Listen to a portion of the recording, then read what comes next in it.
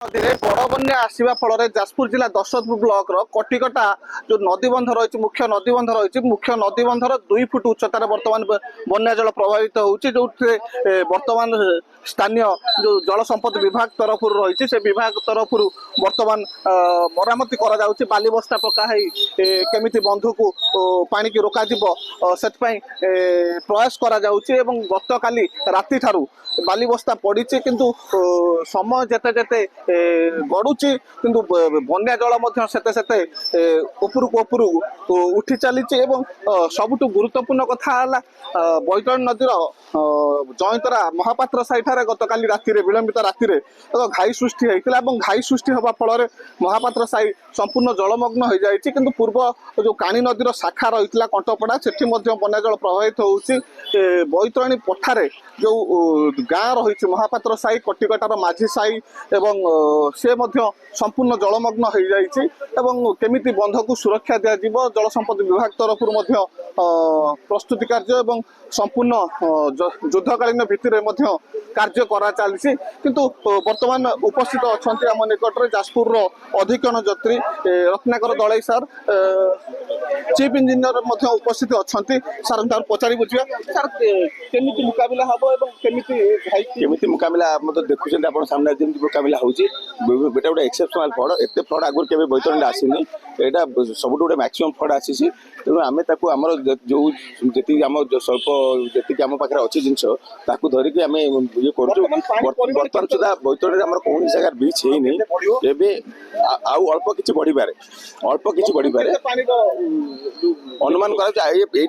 Phone चली 2-3 घंटा भर अल्प टे अल्प बढ़ा बेसी बढ़ो ना एमती चलो कंटिन्यू कर 6 घंटा चलो ये फ्लोटा कंटिन्यू कर 6 घंटा खंडे जहाँ कहते बर्तमान 6 घंटा पर्यंत ये जो जलस्तर रही रहा सहित आउ अल्प किछि पानी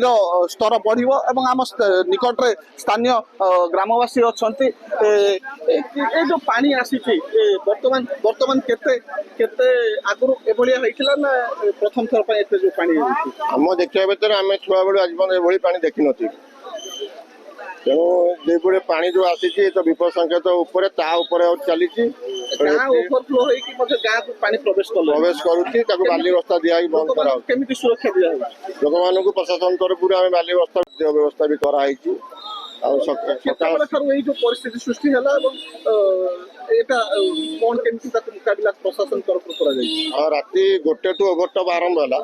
प्रशासन पूर्व बाली बस्ता रेडी कर पकापकी करूँ तेणु एवं से कंटिन्यू कर पानी बढ़ुची जहाँ कहते गतकाली विलंबित राति ठारू पानी बढ़ी बढ़ी चली आउरी 1 फुट जलस्तर बढ़िबार संभावना रही किंतु जहाँ वर्तमान जलस्तर रही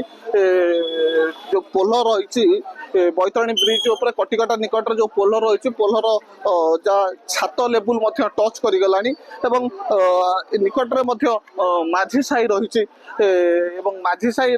जहाँ देखुलु गाँ भितर जहाँ जलस्तर रही जलस्तर पखापाखि 5 फुटरू अधिक स्तर जलस्तर वर्तमान प्रभावित होउछि किछि लोक जदिओ बाहरी आसी पदा को बहुत बहुत लोक से गाँ भितर वर्तमान रही देखा मिलूँ केमिति तांकु से मानकु उद्धार करा जिवो एवं केमिति तांकु से परिस्थिति लोक मानकु केमिति आनी तांकु आश्रय स्थली रे रखा जिवो सेति प्रशासन चैलेंज सृष्टि करिछि या छड़ा बैतरणी शाखा काणी नदीर कंटपड़ा निकट में जो गत बन्यार घाई सृष्टि होता से घाई रे बोधे चाष जमी की बन्या जल प्रभावित होउछि बैतरणी जो शाखा काणी नदी रही डोबाबिल ठारे नदी बंध बुड़ी गाँ भितर बन्या जल प्रवेश करुच्ची जहाँकि प्रशासन एवं पानीय जल विभाग तरफ चिंतार विषय साजिची जलस्तर आउरी 1 फुट 1.5 फुट बढ़िबार संभावना रही जो जलस्तर रही पाखापाखि 6 ରୁ 8 घंटा जहाँ मुख्य जंत्री कहते 6 ରୁ 8 घंटा रहिबार संभावना रही जहाँकि सबुठारु तली अंचल कहुई बैतरणी तली अंचल कहुई दशरथपुर ब्लॉक सबुठु विपद ସାଜିଛି। କେତେବେଳେ କୋଉ ମୁହୂର୍ତ୍ତରେ କ'ଣ ଘଟିବ ଯାହା ପ୍ରଶାସନ ମଧ୍ୟ ଅନୁମାନ କରିପାରୁନାହାନ୍ତି ଏବଂ କିନ୍ତୁ ବନ୍ଧ ମରାମତି କେମିତି ସୁରକ୍ଷା ଦିଆଯିବ ସେଥିପ୍ରତି ବିଭାଗ ମଧ୍ୟ ସଜାଗ ରହିଛି। ଯାଜପୁର ଜିଲ୍ଲା ଦଶରଥପୁରରୁ ଚନ୍ଦ୍ରଶେଖର ସାହୁଙ୍କ ରିପୋର୍ଟ, କନକ ନ୍ୟୁଜ୍।